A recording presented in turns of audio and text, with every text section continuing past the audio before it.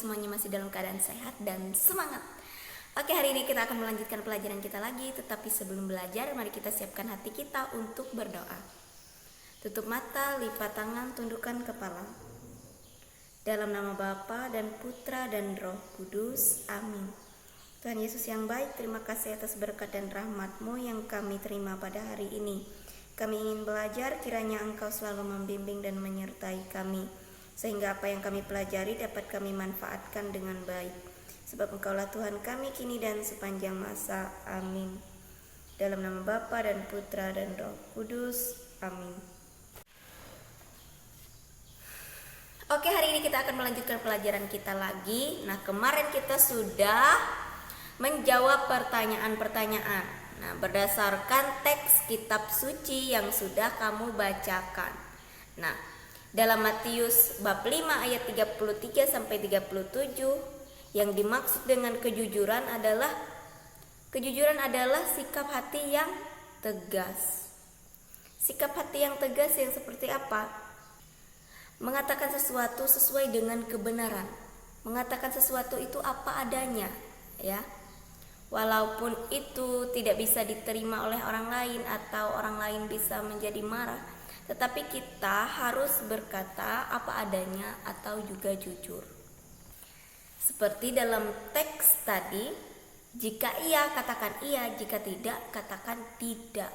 Itu kata Tuhan Yesus. Nah, Tuhan Yesus menghendaki kita supaya bersikap jujur. Bersikap jujur artinya kita bertindak sesuai dengan hati nurani kita, sesuai dengan kebenaran, ya.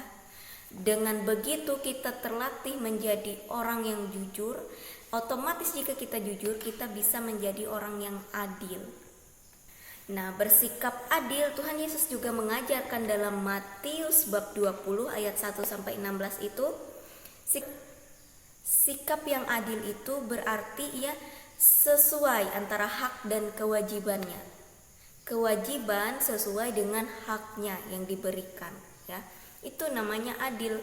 Nah, dalam bacaan itu kita sebagai manusia cenderung merasa tidak adil kepada si Tuhan. Karena apa? Karena yang bekerja dari pagi tetap dapat 1 dinar, ya kan? Yang bekerja dari siang tetap dapat 1 dinar, yang bekerja dari sore hari ya dapat 1 dinar, ya. Bahkan yang baru masuk 1 jam sebelum gelap itu ia tetap juga dapat 1 dinar. Nah, pekerja-pekerja yang lain merasa tidak adil, padahal mereka tidak ingat perjanjian di awal apa? Sedinar sehari. Berarti dalam 1 hari itu, untuk hari itu tuannya memberikan 1 dinar. Nah, apakah tuannya tetap bersikap tidak adil? Ya, bukan tuannya yang bersikap tidak adil, tetapi si pekerja ini merasa tidak adil. Karena apa? Karena ia iri hati, ya. Karena ia iri hati, padahal ia tidak menyadari hak dan kewajibannya sesuai yang diberikan oleh tuannya, ya. Haknya adalah mendapat 1 dinar, kewajibannya adalah bekerja 1 hari, ya. Untuk hari itu, bekerja untuk hari itu, ia akan mendapat 1 dinar. Nah, jika tuannya memberikan kurang dari 1 dinar, maka itu yang dinamakan tidak adil, ya.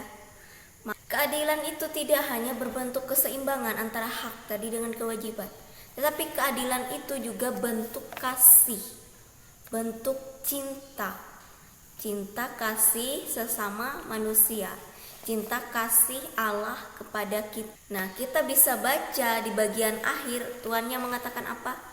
Iri hatikah kamu jika aku bermurah hati?